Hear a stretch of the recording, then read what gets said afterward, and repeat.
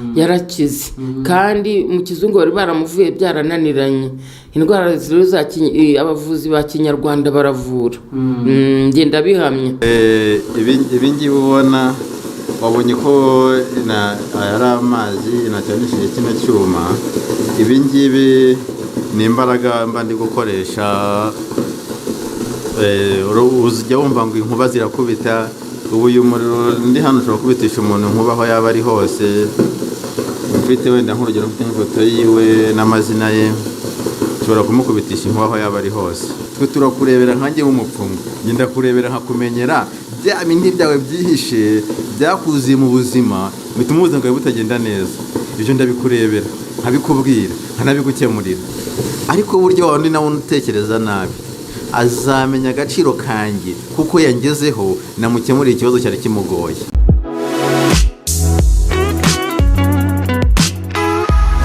Dukomeje kubaha ikaze kuri mwese mukomeje gukurikira ibiganiro byacu. Nk'uko twabibabwiye turi Kacyiru, twagiye gusura umuvuzi gakondo ariko wiyemera ko ari umupfumu, ariko tuhasanze abandi bantu batandukanye harimo n'uyu mubyeyi muri kona kuri kamera yo mu Bavu TV online. Nagira ngo tuganire abanza bibwire. Mama mwitwa nde? Nitwa Mfashe Serafine. Tugusanze hano mwaje kwakora iki? Naje gusura umuganga uri hano kuko yangiriye umumaro. Wenda kugira ngo abantu badukurikiye babashe kubyumva neza, watubwira muri makeya ukuntu byari bimeze, ikibazo cyawe wari ufite ukuntu byari bimeze. Ngewe ubusanzwe ntuye ku Kibuye, ariko nkaba nari mfite umwana wari uri hanze, aza kubyimba amaguru amererwa nabi cyane n'inda irabyimba. Umwana rero arivuza ntawe atageze, nyuma baza kumurangira ko hano hari umuganga. Arambwira kuko ari nge wari uri mu Rwanda ngo ninze ndebe uwo muganga. Nza mbaririza ngeze hano rero uyu muganga muhuza nawe kuri telefone, amuvura batari kumwe arakira. Ubu mwana amaze imyaka 3 ameze neza, akaba yongeye yonyoherereje ishimo ngo nze gushimira uyu muganga. Ni muri urwo rwego ndi hano. Usibye n'ibyo gusa ariko na nyuma hari umuntu warwaye mu nda bakahora bamubwira ngo ama infection agahora aryamye y'umudamu wari ubyaye 2 yarabaye nabi, nawe namwohereje hano nyuma y'icyo gihe. Ubu yarakiza ameze neza, nta kirwa ajya mu baganga. Nkaba rero naramushimye umuganga. Hari abantu batizera bene ibyo bintu byo kuvuga ngo umuntu bamuvure kuri telefone cyangwa bamukoreye ibindi bintu bitandukanye bituma akira, ntibabyizere. Abo ngabo hari impungenge mva wabamara? Impungenge nazibamara kuko nge byabaye ku mwana wanjye, ibyo yamukoreraga ntabwo byo nabyumvaga, ariko niwe muganga wamuvuye kuko uko yavuganaga na muganga yaramuvuye, kuko umwana yagendaga ambwira uko ameze, uko bwakeye, uko bwije, uko ameze, kugeza ubwo ambwiye ati narakize, kugeza aho n'umutware we abemeye kunyoherereza ishimo ngo nzanire uyu muganga. Nkaba nanjye murangira n'abandi bantu kandi na n'ubu ngubu. Ubu murangira abantu kandi hari n'umudamu w'Icyangugu namurangiye nanjye, ndetse mfata inzira mva ncaho ku Kibuye muzana naramuvura, nawe ubu yarakize. Urumva atarakize ntabwo yaza nawe kunshimira. Yaranshimiye, yashimiye muganga uko ariko nanjye yaranshimiye. Hari abantu batizera ubuvuzi gakondo cyangwa se ubuvuzi bwa Kinyarwanda. Ubundi ukurikije uko bizi, ndabona usa nk'ukuzemo, ubona ubuganga bukora bwa Kinyarwanda, ubuvuzi bwa Kinyarwanda. Ubuganga bwa Kinyarwanda burakora cyane. Burakora, urabona nkanjye mfite imyaka 57, ndi inararibonye. Nubwo abantu bajya bavuga ngo ntabwo ngo uburozi bubaho, uburozi arabuvura kuko hari indwara zinanira kwa muganga kandi zagera hano zigakira.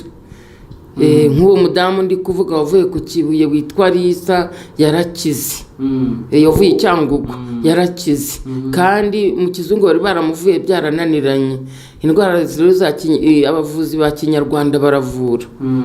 Ngenda bihamya. Hanyuma ukimara kubona akuvuriye umwana wabyakiriye ute? Ibyishimo byawe byanganye bite? Ibyishimo ni byinshi nyine kuko umwana wanjye yarakize. Ubu ntabwo yari akijya mu kazi nubwo yari ari hanze.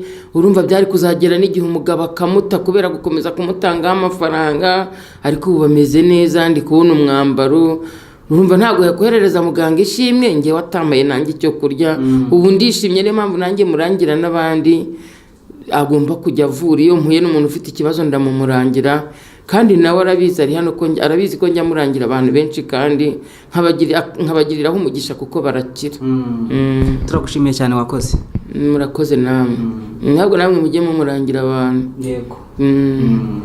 Nk'uko tumenyereye ko amakuru yacu tuyakura ku isoko, turi Kacyiru ni mu mujyi wa Kigali aho twagiye gusura umugabo batubwiye ngo ni umupfumu, kandi mbere y'uko tuhagera rwose twaganira arabitwemerera. Ndagira ngo tuganire ku kintu cyitwa ubupfumu, abenshi bemera abenshi batemera, donc hari igice kimwe kibwemera hari n'ikitabwemera, ubwo ari buze kutubwira uko bigenda. Wa mugabo we wasuhuza abadukurikira?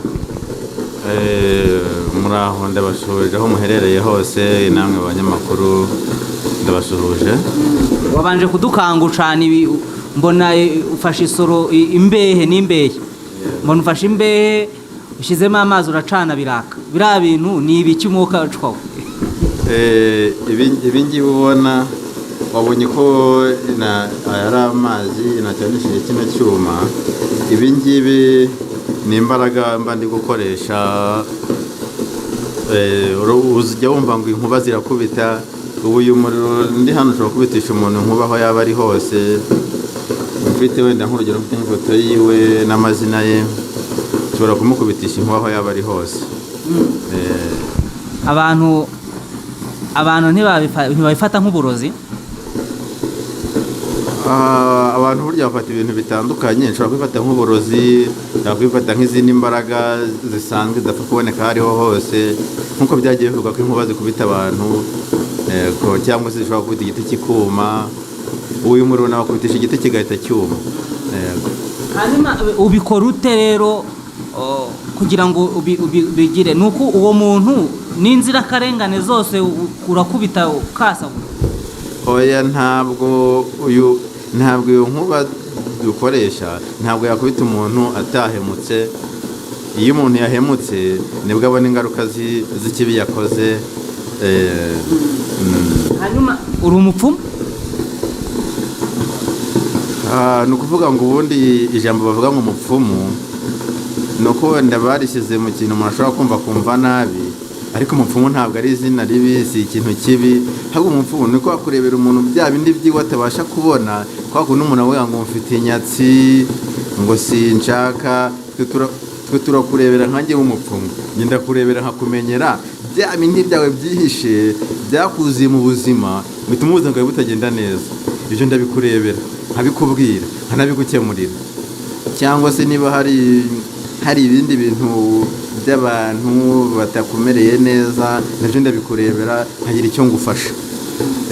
Ibyo bishobora gutuma nitwa umupfumu kuko nabonye ibyo wowe utabasha kubona n'abandi batabona, kandi nkakwereka bya bindi byawe bikugoye nkanabigukemurira.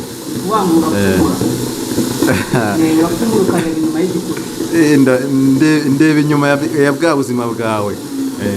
Hanyuma reka turebe, duhere hariya hari agacuma mbona karimo umuseke, sinzi ikindi kintu kirimo, gateretse hejuru y'ishinge, bivuze iki? Hariya ni inzoga y'ababyeyi, hariya ibirimo. Urabona na hano urahabona, iki ni igicumbi cy'ababyeyi. Iki ni igicumbi cy'ababyeyi nganiramo n'ababyeyi. Nk'uko ibi bintu nabirazwe n'ababyeyi, ntabwo nareka ababyeyi banjye. Iki ni igicumbi cy'ababyeyi, hariya inzoga y'ababyeyi. Yego. Ubyifashisha ute rero mu kazi kawe ka buri munsi ko gupfumura? Mbyifashisha mu kugira ngo za mbaraga narazwe n'ababyeyi zikomeze zijye hejuru, mbashe gufasha abakiriya bangana bafite ibibazo bitandukanye. Hariya niho nkura za mbaraga, niyo mpamvu yitwa igicumbi. Cya gicumbi gicumbikiye za mbaraga mba ndi bukenere kwifashisha. Ndimo ndabona hariya hari amagi, hari amavuta, niba ari ay'inka ntabwo mbizi, niba ari ay'iki. Urajya utubwira hano ibyo wifashisha uvura, noneho tuze no kugera ku ndwara ubasha kuvura, usibye ku byo watubwiye ngo byo gukubitisha inkuba. Sinzi, uraza kubitubwira. Hanyuma ariko dusobanura amagi n'ay'iki, ndabona imbehe. Ni ukuvuga ngo wenda tuvuze nko ku izi nzuzi, izi nzuzi ikintu tuzikoresha tuvura abantu bafashwe n'amagini n'ibindi bintu. Hari ikintu bajya bumva ngo ni ugutera inzuzi. Izi ni za nzuzi dukoresha dufasha umuntu mu kibazo gitandukanye. Iriya mbehe, iriya ni ababyeyi bashobora gufunguriraho. Izi nzuzi turazifashisha, ariya ni amagi y'igihunyira, ariya nayo arimo umuti dukoresha dufasha abantu. Hariya urabona, hariya hari umuntu ubona kameze nk'atwite, bariya nibo twifashisha turi gukemura ibibazo by'abantu babuze urubyaro. Hariya harimo umukobwa uteruye igiseke, iriya tuyifashisha kugira ngo dushyingire umukobwa wabuze umugabo. Hariya hari n'inkono, niyo kugira ngo urugo rutuze kandi rugire amahoro. Nicyo kintu dukoresha iriya nkono turi gufasha abantu bafite umwijyane mu miryango, aho yaba ari hose. Hari ibyo tumusaba kugira ngo tumufashe kugira ngo urugo rwe rugire amahoro, bumvikane. Burya hari umuryango utumvikana, ariko hari ikiba cyabuze. Icyo kiba cyabuze nicyo dushakisha kugira ngo tubagarurire ituze mu muryango. Burya umuryango umugore n'umugabo nta mahoro arimo, ntabwo urugo rwakubaka. Hanyuma ibi bintu mukora, abantu basa nkaho babyanze kubera uburyo ibintu bya kizungu byaje bigafata umuco wa kinyarwanda ugasa nkaho ucitse. Mubona abakiriya? Abakiriya turababona buri munsi. Na hariya wabonye ko hari abutambutse ubona ndi gufasha. Hari n'uwo bambwiye ngaje kunshimira kuko namugiriye neza, namufashirije umuryango. Ikibazo bari bafite kiratungana.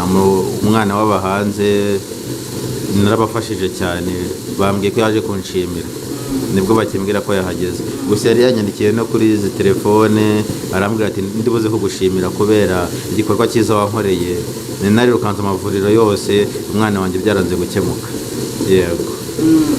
None mubona abantu bakunze kubagana, abantu bakunze kubagana ari abahe, baturuka hehe, abakunze kuza kwivuza? Ntabwo nakubwira ngo baturuka aha. Abaza kwivuza ni impande n'impande. Hari n'abafata indege bakaza, hari n'abo tubikorera bariyo mu byo bihugu duturanye. Abantu bose baratugana nta kibazo. Burya ngo iyo ukora ibintu byiza bikenerwa na benshi. Kubera nkora ibintu byiza abantu bakeneye, bituma mbona abakiriya benshi. Nawe wabibonye ko hariya muri salo harimo abantu benshi. Yego. Hanyuma hariho nk'abantu bashobora kumva umupfumu bakamufata nk'umuntu ukorera satani, umuntu mubi cyane. Ntabwo ariko wowe ubibona ko ariko bagufata muri sosiyete? Ni ukuvuga ngo imitekerereze ya muntu buri wese igiye ifite uko yubatse. Hari umuntu utekereza ko ndi umurozi, ndi umugizi wa nabi. Hari n'undi utekereza bati uyu mugabo afashe ibintu, akemura ibibazo bitandukanye. Ariko buryo wundi nawe utekereza nabi azamenya agaciro kanjye kuko yangezeho namukemuriye ikibazo cyari kimugoye. Aho niho azagarira ubwenge, agatekereza neza ko mfite akamaro. Ariko indwara muvura, ibibazo mukunze gukemura ni nk'ibi? Harimo amashitani, harimo amarozi, harimo na za karande zo mu muryango, harimo inyatsi. Ni uburwayi butandukanye. Dushobora no kuvura ibisebe, tuvura indwara nyinshi zitandukanye.